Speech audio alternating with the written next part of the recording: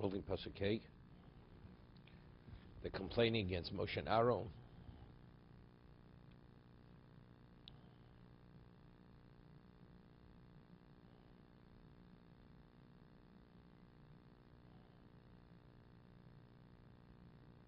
It's interesting, by the Meraglim, when they came and they complained, they said, we and our children will die in the desert.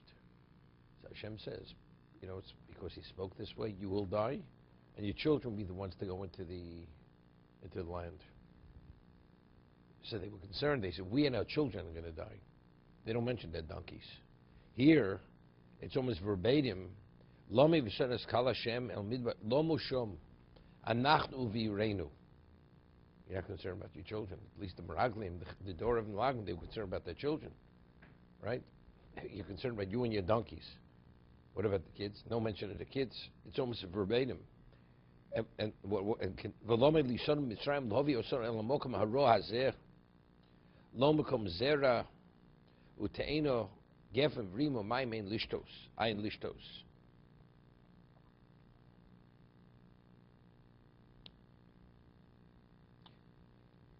So what they're saying here is, see, by the Meraglim, their claim was, you're taking us there to die. Where to die? There's a soul to die. Right? That was the complaint. You're taking us there to die. Here they're saying, you took us into the desert. We're going to die in the desert. They're not saying you took us to die. Why did you take us out? Because now we're going to die. Right? It's a whole different type of point over there. The other complaint is the whole thing was to deceive us. You convinced us it was this. It's not that. Here, why did you do this? You took us to a location. It's not any of this, because we're not going to make it out of the desert. Here, the claim was they're not going to make it out of the desert.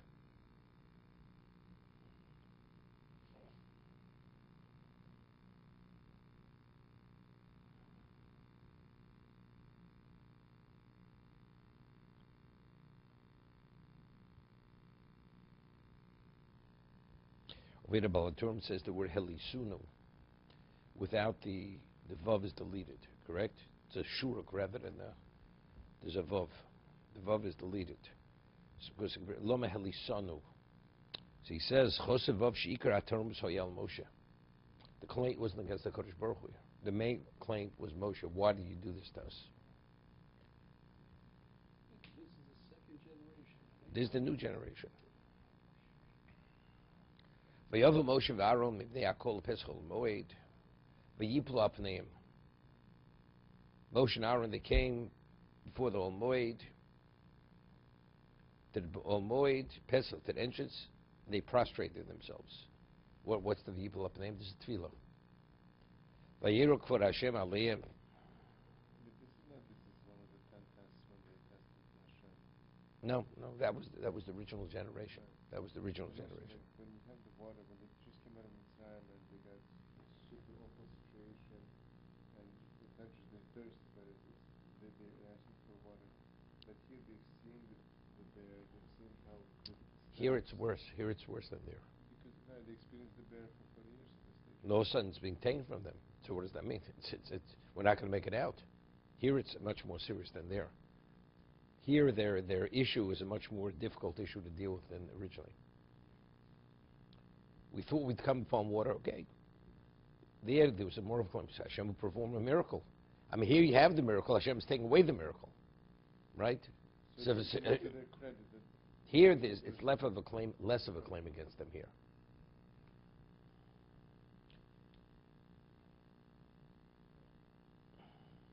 And not only that, there was more of a claim against them because there Hashem they witnessed all the 10 makos. You have a problem, Hashem performs a miracle, right? Hashem already split the sea for you. He did it already for you. These people didn't witness anything out of the ordinary. They were born into a state where miracles were happening. You already saw the miracle wasn't, it happened. The sea had a split. So now you have no water, therefore what are you complaining about? Hashem provided the water, right? Here, they never witnessed Hashem did anything for them. So they never knew about Miriam giving the water on her stood. No, nobody knew that. Nobody knew that. Hashem provided the water. They only knew that it was a merit of Miriam after she passed away, because that's why it was taken from them. Right. She died at this point. So, in other words, they have... You ever read an obituary? After you read the obituary, they ask you, did they die? No, Maybe there you could ask the question, maybe the obituary is not true. but here, The Torah says, Vatomasha Miriam. so that means But let's go back a few they psukim. have no appreciation. 1 second. You see Pasuk Aleph of this parsha? Right. So I'm Okay. asking why they're not recognizing what she did in her marriage. Has nothing to do with it. So What? in other words, they're unappreciative of what No, they've had. no whatsoever. Just the opposite. I'm coming to defend them. How difficult it is. Just the other way. The other way. If the only reason I'm being given is the merit of Miriam, now she's not here, so what am I? I'm stuck. So that they You got a problem now. Now we have a problem.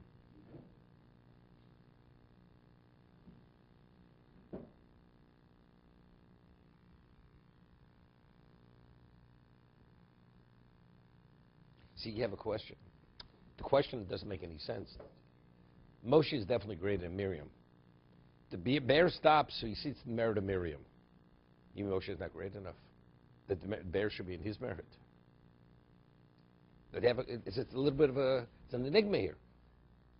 We see clear it was taken. She's not here, we're stuck. What do you mean you're stuck? You have Moshe. I mean, Moshe doesn't have enough merit that it could be reinstated for him. Yeah, but the question is, but why was it taken? Right? How do you answer that one? You understand? So it's a little bit, the answer is, so what's the answer? The truth. To show them who Miriam was.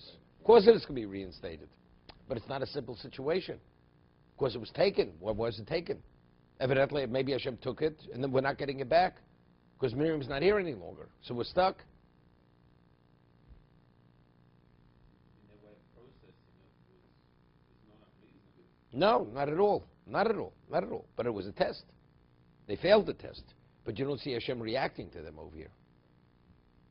Because it was very difficult. It was very difficult here. It's not like the land where God said it would be good. Yes. And you say it's bad. Right here, let's just say we're dying in the desert. That's what they're saying. They're not criticizing Eretz Yisrael. No timer on it. Right? Correct. So they're wanting to follow Torah, but what you just said, they're complaining to Moshe. That it's No, the complaint is against Moshe. Why did you take us into the desert to die?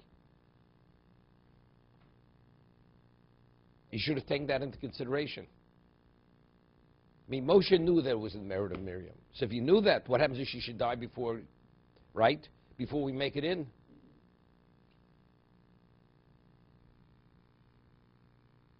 wasn't for the Moroccan, they would have been in already. I understand. Yeah, but you have to take it. His answer is But that's not an answer. That's not an answer. That's not an answer. It's not an answer. It's not it, because factually you have to take everything into consideration. Everything has to be taken into consideration.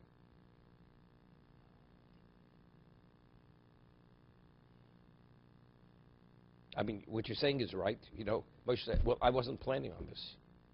I wasn't planning on this. I'll give you an example. Person raises money, makes an investment on behalf of his investors. Then something out of nowhere comes, they lose their money.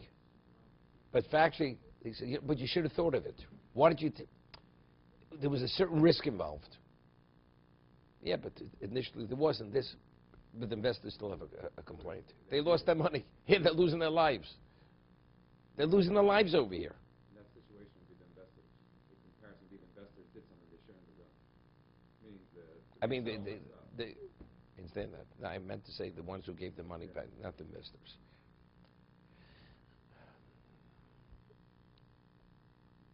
Vayidaber Hashem Moshe Lemor, Kach es hamate v'haki lo sa'ido atu v'aron ochicho. Take the mater, assemble the Edo. It's interesting. He didn't say assemble the Am. Originally they started off B'nai Yisrael Kolo Edo. Now he doesn't say assemble the Am. Right? It says Pasuk Gim Vayorev ha'omi Moshe. So that's already a negative reference, right? To Om. So he should say Hakelos Kolo Om. Hakelos Kolo Edo. So you see that they refer to Edo, that minimizes the claim against them. because otherwise you refer to them as Om. Atov Aaron Lechich v'dibartim el hasela le'ineihem, before their eyes, v'nosem imov, and it will give its water. V'otzeiso le'mayim in hasela, and you will extract for them water from the stone.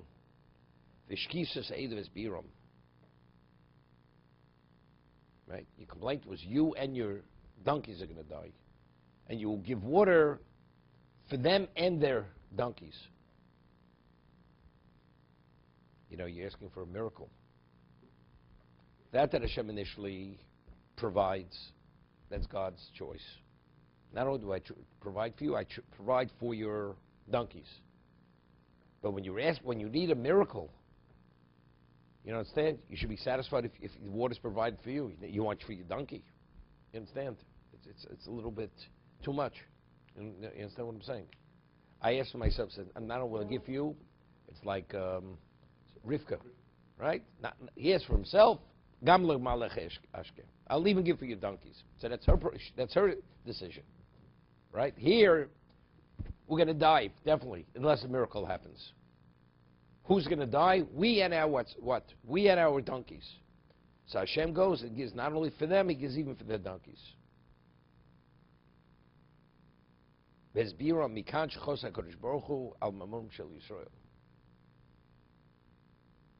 here we see HaKadosh Baruch Hu, He's concerned not only for their lives, but even for their possessions. Because He provided more than they needed.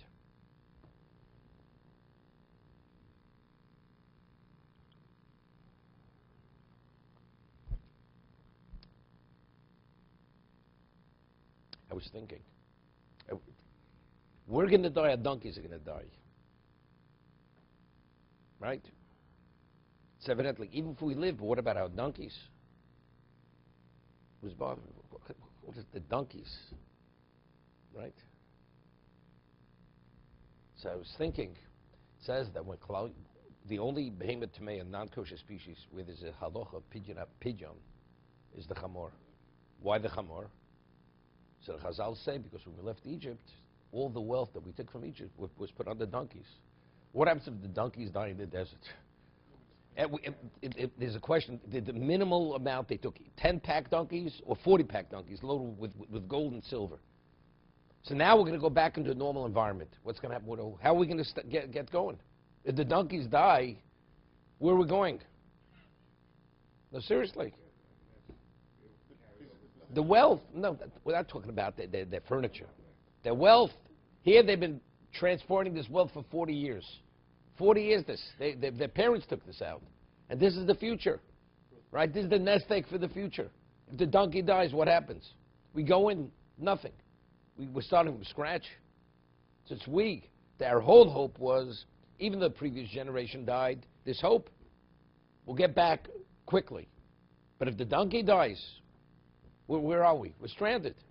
And there's no longer miracles when we get back into Eretz Yisrael. We go back, we live on a natural level.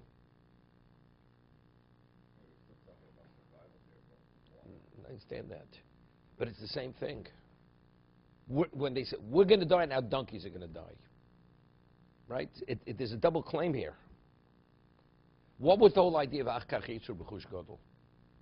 You're going to leave with great wealth. What's the great wealth? To be able to, when you arrive, you'll start at an advanced level immediately. So that goes into that. If our donkeys die, so what's the value of that promise? You can go out with great wealth. It's for the future. I think that's the pshat.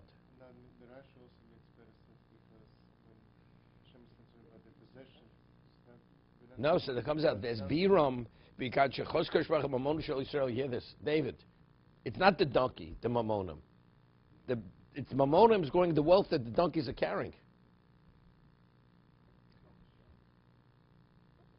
I know in Rashi it may not be pshat, but in understanding the pasuk, that complaint initially, that's the pshat.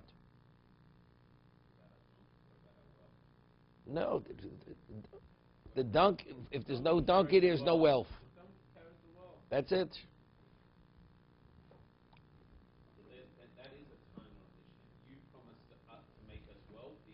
And what's the value of the wealth? But if there's no donkey, there's no wealth.